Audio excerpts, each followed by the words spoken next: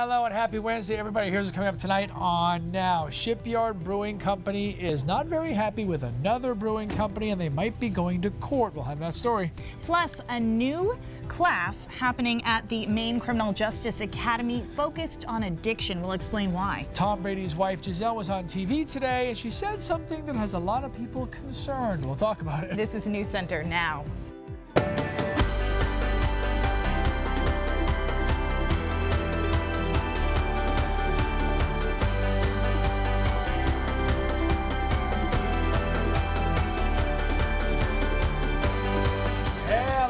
Wednesday, everybody. Welcome to News Center Now. I'm Lee Goldberg. And I'm Amanda Hill. We're going to dive right into it tonight. A criminal investigation is underway into a reported embezzlement at the law offices of Dan Lilly.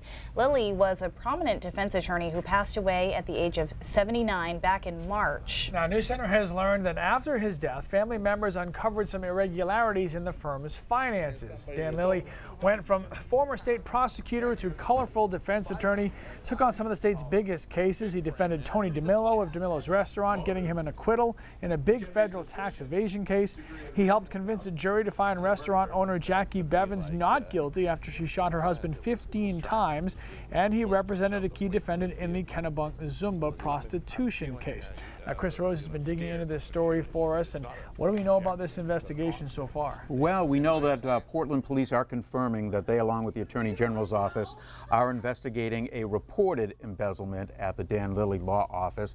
They are not saying who the suspect is at this point. They're also saying they're not sure how much money is missing. They say the investigation right now is ongoing. But it sounds like, Chris, you've uncovered more information that was in a civil lawsuit that's been filed. Yeah, this civil lawsuit, which was filed in Superior Court, shed some light on what those investigators are looking into. The lawsuit accuses a former employee of the Lilly law offices of writing checks to themselves and forging Dan Lilly's name. Now, this, according to the lawsuit, happened over a 5-year period. That former employee is also accused of diverting some of the client funds coming into the office to themselves and all. The suit accuses that former employee of stealing more than $850,000, and while that is not the largest embezzlement ever in Maine, it is right up there as one of the biggest embezzlement cases if the allegations in this civil suit are true, and we'll have much more full report coming up on News Center at 6. All right, Chris, we'll see you then. Thanks. Keith? All right. Pretty nice day today. We're starting to round out. Going to get even warmer as we head into tomorrow. Temperatures in the current, they're in the upper 80s, 90 in Freiburg. We got there. Notice, though, along the coastline, we did kick in with the south-southwest wind, so varying degrees of a cool onshore flow. Rockland and Bar Harbor, the usual suspects, sitting there in the 60s. Dew points are low, so even though it is warm across the interior, I haven't heard too many complaints. The dew points sitting in the upper 40s and low 50s. It's kind of a psychology thing, right? Because during the fall, you'd say, well, that's a crisp air mass, and now it feels warm to a lot of people with those temperatures getting into the upper 80s. Few showers across Aroostook County and some clouds up there as well. These showers, though, dwindling quickly. Maybe even a rumble of thunder in that. It's a little bit convective in nature. So tonight is clear. Tomorrow is clear as well, but watch these temperatures drive upward. Tomorrow morning, we start around 70 degrees, and by 10 a.m., we're in the 80s in a lot of spots. Now, this might be a little bit aggressive, but temperatures should be in a lot of spots getting into the low 90s. Guys, so warm that the National Weather Service has issued an air quality warning, which means that for some people it will be hard to actually breathe tomorrow afternoon. All right, something to look out for. Thanks, Keith. So a bill was rejected this week that would have required healthcare providers to report suspected drug use by pregnant women. Yeah, Governor LePage wrote the bill, which would also require those women to go into recovery programs, taking away their parental rights. Under current law, doctors are required to report when a newborn is affected by illegal drugs or alcohol abuse. Healthcare experts warned that this proposal could scare some pregnant women away from treatment. The bill was rejected by the Health and Human Services Committee. You know, we just have to do it better and trying to figure out how to be better at the craft that we're asked to do, you know, and sometimes it is a matter of recognizing that we can't fix it and we can't arrest our way out of these things. We can't just be the, you know, the enforcer of law. Sometimes you do have to kind of step back and go, wow, this isn't really working. That's Rick Desjardins, former police officer and now assistant director of the Maine Criminal Justice Academy, which started a brand new class this week called Recognizing Addiction. The idea of this class is to teach young officers the signs of drug abuse and learn where to find resources that can help a person much more than just a trip to jail. In the midst of an epidemic, The heroin, the morphine, the over-the-counter narcotic analgesics are killing us, literally. first responders are taking a different look at addiction. We're losing a person a day on average, sometimes more, to the opioid addictions. This is really important stuff when it comes to policing a community. At the Maine Criminal Justice Academy, these young cadets are the first to take a new class called Recognizing Addiction. For 2 hours, they're learning about what addiction actually does to a person mentally and physically. Sometimes for people it's no longer a choice to not use substances, and it's important to help people understand just kind of the biology a little bit of addiction. And learning about resources available, not just a trip to jail. Because there's so many different aspects of that help. It's not just treatment, it's sometimes finding housing, sometimes it's just finding food and connecting them to the people who can be the one sole source of support. As the first and sometimes only contact. It could be that one time that that person decides that I need to get help and this is it for me. These new officers have a lot to learn. Most of that will come from experience. We administer the Narcan. But this class will at least point them in the right direction before they hit the streets. Now, this class of cadets actually graduates on Friday, and many of them start their first job on Monday. Also on Monday, we are working on something pretty interesting. We're spending the entire half hour of News Center now focused on first responders. We're calling it On the Line, and it's dedicated to the men and women on the front lines and behind the scenes.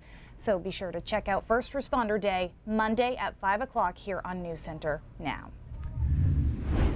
A man is in the hospital recovering after his wife shot him. Here's some more news now. Kennebec County Police say that shooting happened in the couple's home in Reedfield this afternoon. The victim was taken to the hospital. No word yet on his injuries.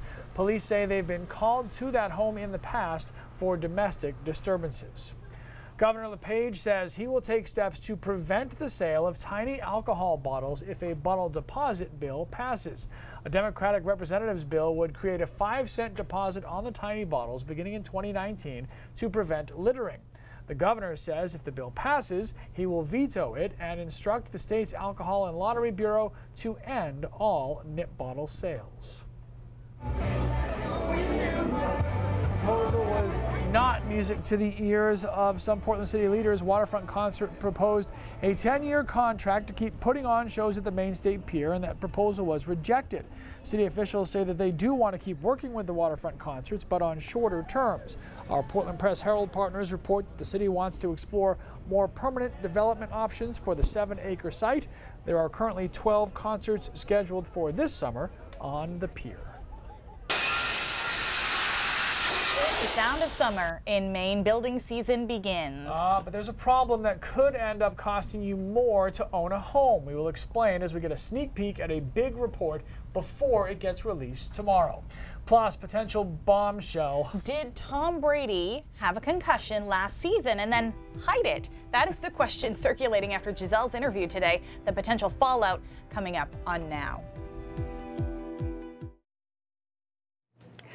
When it comes to real estate in Maine, prices are high and inventory is low in a lot of spots. On the surface, it seems like it is a very good industry right now. It's in good shape. But what will a semi-annual report, a health report on the real estate industry reveal? Well, Paul Peck is president of the Maine Real Estate and Development Association. Paul, thank you so much for coming in. Tomorrow, you're releasing this big report on the health of the real estate industry in Maine. We have talked a lot on this program how the real estate industry is very hot right now. Are there any areas of concern in this report?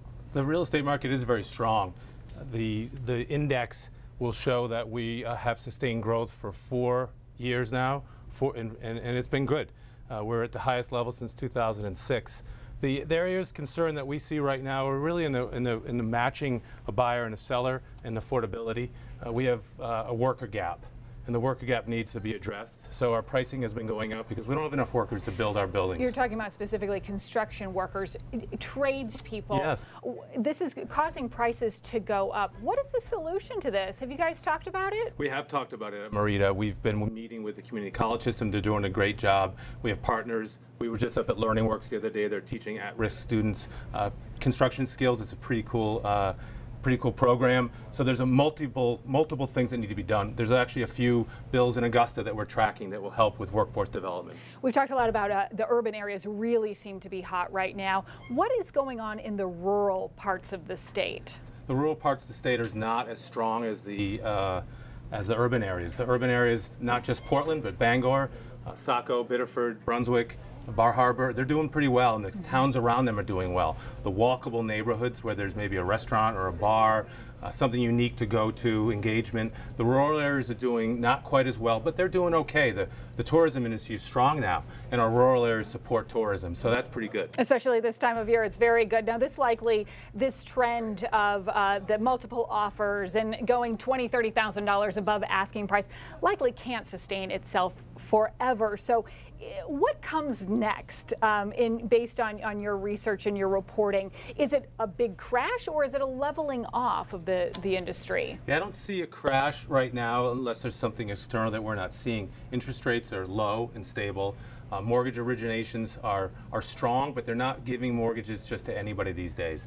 The crash in 2006, 2007 was really predominantly because of poor mortgage origination. We don't have that right now, so that's a good thing. Interest rates are stable, demand is strong. We see a strong market going into the future. All right, Paul, we'll look for that report tomorrow. Thanks so much for giving us a preview. Appreciate it. Guys, back to you. Thanks, Adrian. Classic Maine Brewery is fighting trademark infringement. The company says an out-of-state brewery is copying its beer brand. Yeah, and I guess if Keith wants to keep talking about sun and heat, we're okay with that. All right, would it really be a Patriots offseason if there weren't some sort of controversy? Here's the deal. We're going to try this again. Head on over to pulse.newscentermaine.com and weigh in on our poll, or open up your app and click on the Pulse button to vote. A source very close to Tom Brady claims that the five-time Super Bowl champion suffered a concussion last year, which would be news to the rest of Patriot Nation. That source is his wife. Now, we all know how tight-lipped the Patriots are about anything and everything, especially when it comes to injuries, but I guess that doesn't go to their spouses. Brady's wife, Gisele Bündchen, suggested, in fact, actually said he has suffered from concussions in his career, including last season. Bündchen was answering a question about her husband's career during an interview on CBS this morning when she said, quote, he had a concussion last year, but not just one concussion, she claimed. He's had multiple concussions over time. Bündchen did not elaborate or say whether or not a doctor has ever diagnosed those concussions. According to injury reports issued by the Patriots, Tom Brady has no history of concussions or head injuries. Now, the NFL Players Association weighed in today. The NFL weighed in today. Here's a statement that came from the league just a short time ago. They say there are no records that indicate Mr. Brady suffered a head injury or concussion or exhibited or complained of concussion symptoms. We've been in contact with the NFLPA and will work together to gather more information from the club's medical staff and Mr. Brady. And to the absolute surprise of nobody, there was no comment from the Patriots or from Tom Brady. Shocking. Yeah. So, anyway, how about those Celtics? Last night, Boston won the draft lottery. They will have the top pick in June's draft. It's the first time Celtics have had the #1 pick since Chuck Scher, you remember him, back in 1950. Oh, yeah. And tonight, the C's will host Game 1 of the Eastern Conference Finals against Cleveland. Many Mainers will be headed down to the Garden to check out the games, and the Amtrak Downeaster has implemented later departure times for the Celtics home games. Last train leaving North Station will be at 11:25 instead of the usual 10:30, so you can stay for the whole game and come on home. Taking the Fall asleep on Downeaster, the right? train. So you don't have to worry about how you get back. Right. It's interesting the position they're in because if they're competitive in this series, then they're probably going to want to trade that pick for someone who can play right now, right? Isn't that what you would think? Check it out. Guys got some analysis. Look at him Not dropping just- some sports knowledge. Not just weather and home improvement. Hey, beautiful day today. We're going to get hot tomorrow. I'm putting the, hold on, I have something up that I don't want to have. How about now? I'm putting the air conditioning in my house. All right. There we go. 90 in Freiburg. Got a call from Betty Musis. She's our longest running weather reporter, weather buddy, and she said it was getting a little hot for her, and certainly the temperatures have climbed late in the day. These are late day highs in a lot of spots. Visible satellite clean for 90% of the state. There were some showers over northern Maine, specifically Aroostook County, and just a few of those remain, but they're really spotty now, and maybe a rumble of thunder moving through there, but most of us will be dry here through the rest of tonight, setting us up for tomorrow when those temperatures really rise. So there's the last of the showers moving out. Clear tonight. Comfortable night tonight. You know, maybe a fan, but shouldn't be a problem if the window's open. Through tomorrow, it's all about the sunshine. It is a mostly sunny to partly cloudy day, and then maybe late in the afternoon, early evening, an isolated thunderstorm. That's actually relatively new to the forecast, and the reason for that is computer models keep amping up how warm it's going to be, and as such, it destabilizes the atmosphere. So in the atmosphere, it's 83 versus 91. It's going to do different things with lift and clouds. So an isolated afternoon or late afternoon thunderstorm, early evening can't be ruled out. I don't think it's going to be a big deal. And then Friday, a front comes through, a few showers there, and we cool down in time for the weekend. Here's what I think for tomorrow's high temperatures: 87 in Portland, 91 in Sanford, 89 in Augusta. The only spot that won't be warm is predictably the northern mid-coast into down east in the upper 70s there. National Weather Service has issued an air quality warning. Typically what this means is trying to avoid exercise at peak times, so 2 to 4 in the afternoon. Also, some people are at higher risk, so if you have asthma or if you're elderly and compromised in any way with your breathing, might have some problems late in the afternoon. That's kind of what that whole thing means. Temperature-wise, record-wise, we're going to smash tomorrow's record in Portland. 82, that's a week record. Right for the taking. I'm thinking 87. It's going to be closer in Bangor. The record is 87, but I do think we should edge it out around 89 or 90 degrees by tomorrow afternoon. The dew points are going to be reasonable, not super humid, so you shouldn't have too many problems as far as that goes. We do cool down for the weekend. I like the way the weekend looks. Nice and sunny. Temperatures there in the mid-60s. We go back to some showers on Monday. But overall, not quite as stellar as this week, but next week is looking okay, perhaps falling apart around Memorial Day. But guys, that is beyond my magic ball at this point, just focusing on the positive. Fair enough. Yeah. I like that. By the way, awesome day to be sitting on a deck, enjoying a nice cold one. But a brewery in Portland has more on its mind than just serving up suds. Yeah, Shipyard Brewing Company, might have heard of them. They're suing a Missouri-based brewer for trademark infringement. So, Jess, you talked to company officials today about why they're going forward with this. Yes, that's right. It's this beer that's at the center of the lawsuit. Now, it may not be an exact replica in name or design, but Shipyard believes it's causing a lot of confusion among customers. In a world where buying something or going somewhere often involves a Google search, Shipyard keeps an eye out for products that come too close to its trademarked brands. We came across this mark that is, we feel, confusingly similar to ours. The beer in question, Ship Head beer, produced by Missouri-based Logboat Brewing Company.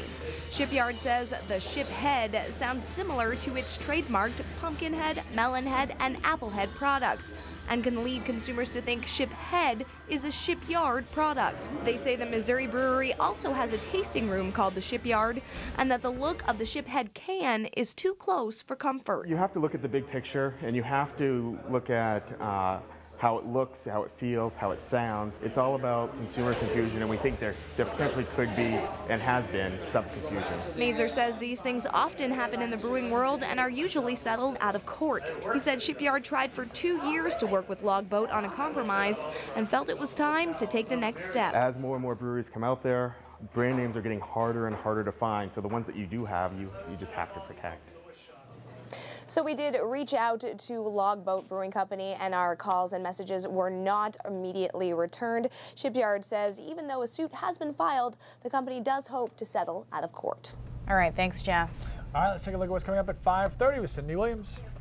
Hi guys, we got a lot coming up, including a live report from Washington on former FBI Director Comey's memo and a possible case of obstruction of justice against the president. Also ahead, rising from the ashes, Kittery Point landmark is destroyed by flames, but now there's new life emerging from that spot, which used to be the center of town. And a popular Bangor restaurant is reopening under new ownership, and that's not all that's new. Those stories and more ahead at 5:30. And we'll be back right after this.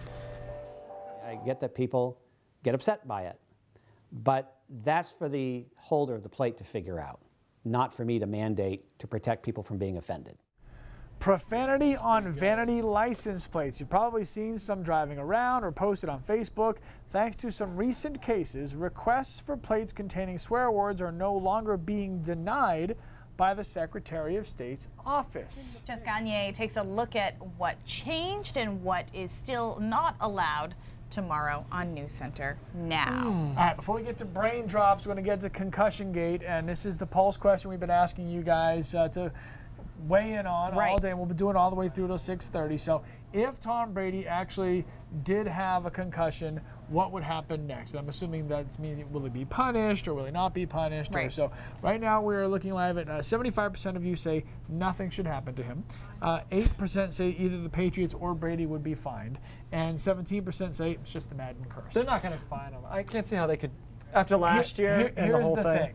If Tom Brady, and this is a big if he did actually have concussions and went to a doctor on his own and not to team doctors and never told anybody, he's absolutely put himself at risk to be fined or suspended because he's with. If there's a report that if somehow they can find a doctor's report, he met with a doctor on his own because he's not allowed to do that. So if that happened, it's a problem. If it didn't happen, Giselle kind of misspoke. And I wonder how that works with medical history and the fact that it's private, and it's very interesting. But by the way, as we move on too far, this is a vote that will continue on through 5:30 and 6 o'clock. So there's still time to vote if you go to our app and click on Pulse or go to pulse.newscentermaine.com. I don't see how the Madden curse is related, but that's neither here nor there. Okay.